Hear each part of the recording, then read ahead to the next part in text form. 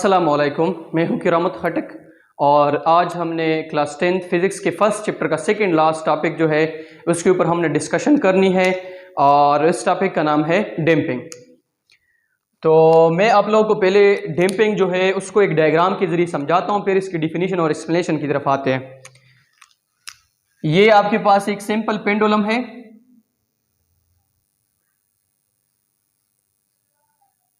Simple pendulum आप सबको पता है कि एक स्ट्रिंग होता है इनएक्सटेंसिबल और इसमें एक क्या होता है, बॉब होता है। देखो ये आपका स्ट्रिंग हो गया और ये आपका क्या हो गया, बॉब हो गया। फर्स्ट ऑफ ऑल ये जो स्ट्रिंग है, ये जो सिंपल पेंडुलम है, इसका बॉब जो है वो मीन पोजीशन के ऊपर है और मैंने आप लोगों को बताया था कि मीन पोजीशन वो पोजीशन होती है जहां पे आपकी डिस्प्लेसमेंट क्या होती है, जीरो होती है। फिर मैं जब इस सिंपल पेंडुलम के ऊपर क्या लगाता हूं, एक्सटर्नल अप्लाइड फोर्स लगाता हूं, देखो इस तरह ये मैंने इसके ऊपर अप्लाइड फोर्स लगा दी तो सिंपल पेंडुलम मीन पोजीशन से कहां पे चली जाती है, एक्सट्रीम पोजीशन। देखो ये इसका कौन सा पोजीशन है, एक्सट्रीम। और इसको हम एक्सट्रीम इसी वजह से कहते हैं क्योंकि बॉडी जो है मैक्सिमम डिस्प्लेसमेंट यहां पे कवर करती है। ये 0 पॉइंट जो है मीन पोजीशन इससे लेकर ए तक ये बॉडी जो डिस्प्लेसमेंट कवर करती है, ये डिस्प्लेसमेंट जो है इसको हम XM बोलते हैं, मैक्सिमम डिस्प्लेसमेंट। फिर जब मैं इसको छोड़ देता हूं तो ये रिस्टोरिंग फोर्स की वजह से दोबारा मीन पोजीशन के ऊपर आती है, फिर इनर्शिया की वजह से मीन पोजीशन से दोबारा किस पे चली जाती है, एक्सट्रीम पोजीशन। देखो ये बॉडी इस तरह फिर ऑसिलेट करती है। लेकिन अब डैम्पिंग इसमें क्या चीज है,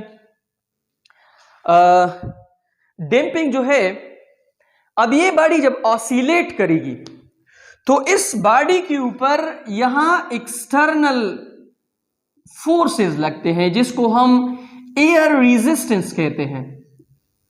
इस बॉडी के ऊपर एयर रेजिस्टेंस फोर्स जो है वो एक्ट करती है और इस बॉडी को के अंदर जो मैकेनिकल एनर्जी है ये क्या करती है, ये इस एयर रेजिस्टेंस के अगेंस्ट वर्क डन करती है, जिसकी वजह से ये जो सिंपल पेंडुलम है इसकी एम्पलीट्यूड कंटिन्यूअसली डिक्रीज होती है। देखो पहली दफा तो ये इस तरह चली गई है यहां से लेकर यहां तक 0 A B, जब दूसरी दफा आएगी तो ये यहां तक आएगी, देखो फिर तीसरी दफा यहां तक आएगी।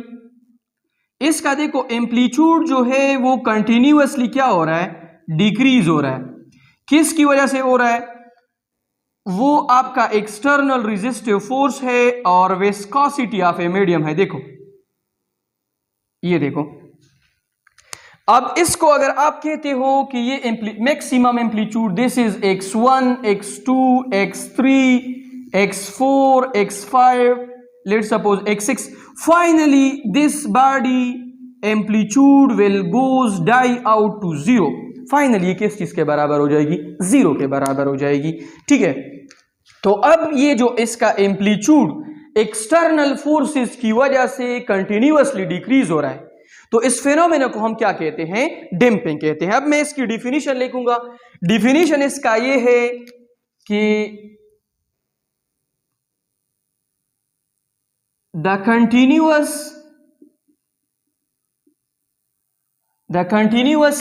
continuous decrease in the amplitude of oscillating body due to external forces is called damping। ये जो ऑसिलेटिंग सिंपल पेंडुलम है इसकी एम्पलीट्यूड में देखो, इसकी एम्पलीट्यूड में ये जो कंटिन्यूअस आप डिक्रीज देख रहे हो एक्सटर्नल फोर्सेस की वजह से, इस फेनोमेना को हम क्या कहते हैं, डैम्पिंग कहते हैं। डैम्पिंग जो है ये दो रीजंस की वजह से होती है। इसका फर्स्ट रीजन है रेजिस्टिव फोर्सेस जो कि आपके पास है एयर रेजिस्टेंस और दूसरी चीज है viscosity of a medium. Viscosity गाढ़ापन को कहते हैं उर्दू में, और ये भी एक रेजिस्टिव फोर्स है between different layers of a fluids. ये दो रीजन इसके हो गए। अब अगर इसको हम ग्राफिकली देखना चाहते हैं तो ग्राफिकली इसका ग्राफ ये है कि ये हो गया आपका वर्टिकल एक्सिस और ये हो गया आपका हॉरिजॉन्टल एक्सिस। हॉरिजॉन्टल पे हम क्या कहते हैं, टाइम ड्यूरेशन, वक्त के साथ साथ, और इस साइड पे इसका हम क्या लेते हैं वर्टिकल पे, एम्पलीट्यूड। देखो इस ऑसिलेटिंग बॉडी का एम्पलीट्यूड मैं यहां पे ग्राफिकली आप लोगों को रिप्रेजेंट करवाता हूं। पहले इसका एम्पलीट्यूड जो है वो इंक्रीज है, फिर आहिस्ता आहिस्ता क्या हो रहा है, डिक्रीज हो रहा है, और फाइनली क्या हो गया है, जीरो। देखो this is let's suppose x1 and this is x2 and this is x3, this is x4 and finally it will goes to zero. वक्त के गुजरने के साथ साथ इस ऑसिलेटिंग बॉडी का एम्पलीट्यूड कंटिन्यूअसली डिक्रीज कर रहा है एक्सटर्नल रेजिस्टिव फोर्सेस की वजह से। तो इस फेनोमेना को हम क्या कहते हैं, डैम्पिंग कहते हैं। और डैम्पिंग जो है इसके हमारे पास टाइप्स है। अभी मैं इसके टाइप्स जो है डिस्कस करता हूं, फिर मैं इसके एप्लीकेशन भी आप लोगों को बताता हूं। अंडर डैम्पिंग, फर्स्ट टाइप है अंडर डैम्पिंग। अंडर डैम्पिंग किसको कहते हैं, अंडर डैम्पिंग जो है इसमें दो चीजें होती है। एक तो आपका amplitude, amplitude decreases gradually and slowly.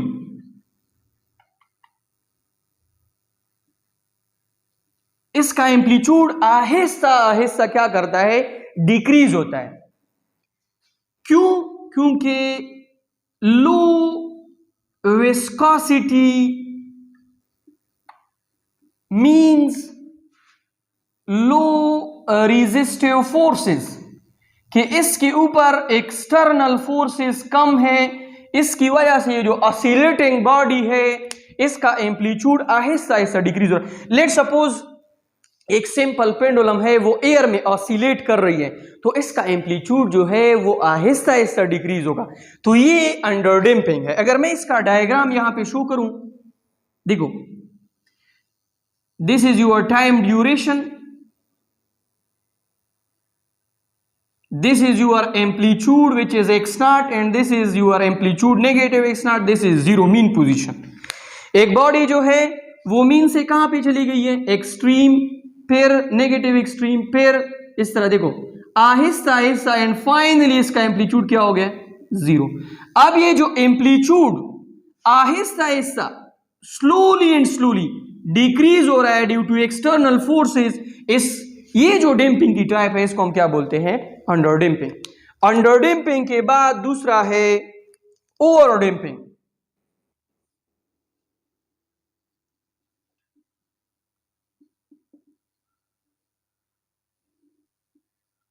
Over damping कौन सी टाइप्स है, ओवर डैम्पिंग जो है इसमें जो एम्पलीट्यूड है ये रेपिडली जल्दी क्या हो जाता है, डिक्रीज हो जाता है, क्योंकि हाई विस्कोसिटी होती है इसकी compare to under damping.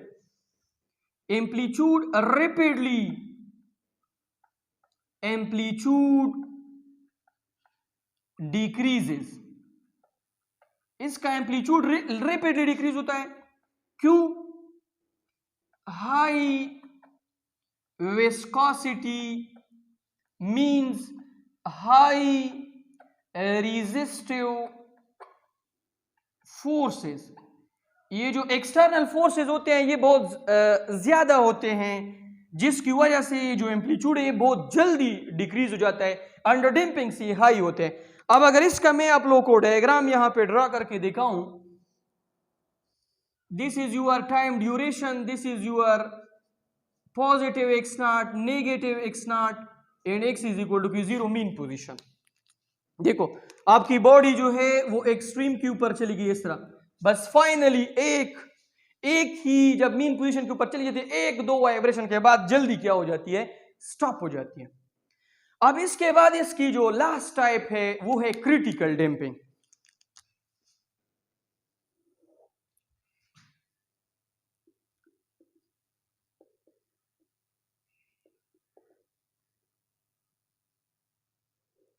What is critical damping? इसमें दो चीजें हैं, एक amplitude direct goes to zero at mean position। Mean position के ऊपर इसका एम्पलीट्यूड डायरेक्ट जीरो होता है। क्यों? वेरी हाई रेजिस्टिव फोर्सेस, बहुत ज्यादा रेजिस्टिव फोर्सेस और हाई विस्कोसिटी की वजह से इसका एम्पलीट्यूड डायरेक्ट जीरो होता है। देखो कैसे होता है। फॉर एग्जांपल, पहला वाला सिस्टम मैंने एयर में ऑसिलेट किया था, दूसरा मैंने वाटर में ऑसिलेट किया, तीसरे को मैं लेके गया लेट्स सपोज डीजल के अंदर, या मैं इसको हनी के अंदर लेके गया, तो इसका जो एम्पलीट्यूड है देखो वो इस तरह डायरेक्टली क्या हो जाएगा, this is your positive x naught, negative x naught, x is equal to be zero, and this is your time duration. आपकी बॉडी जो है देखो लेट्स सपोज इस तरह एक्सट्रीम पोजीशन से अचानक यहां पे क्या हो जाती है, जीरो हो जाती है। तो ये जो डैम्पिंग का टाइप है इसको हम क्या बोलते हैं, क्रिटिकल डैम्पिंग बोलते हैं। अब इसके बाद इसकी एक एप्लीकेशन है जिसको हम शॉक एब्जर्वर कहते हैं, तो उसमें हम इसको इस्तेमाल करते हैं, उसको मैं यहां पे आप लोगों को इधर दिखाता हूं। अभी हम यहां पे इसकी एप्लीकेशन पढ़ते हैं। एप्लीकेशन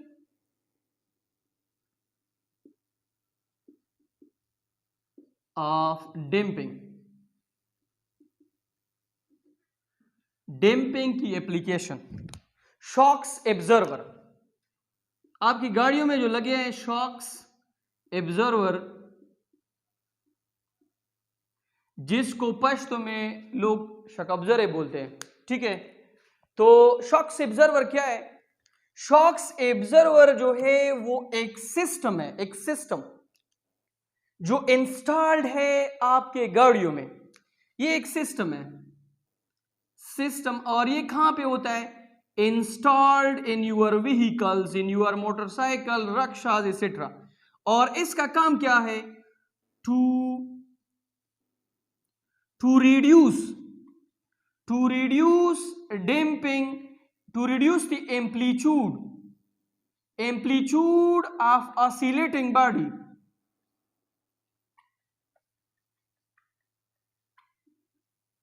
for comfortable ride, ताकि हम आसानी से हमारी जो हम सफर करते हैं उसमें अगर कहीं पर हमें जर्क्स भी आ जाए, कहीं पर रास्ता खराब हो, खड्डे आ जाए, तो इसमें हमें तकलीफ ना हो। ये जो शॉक्स एब्जर्वर है ये उन शॉक्स को एब्जॉर्ब कर सके।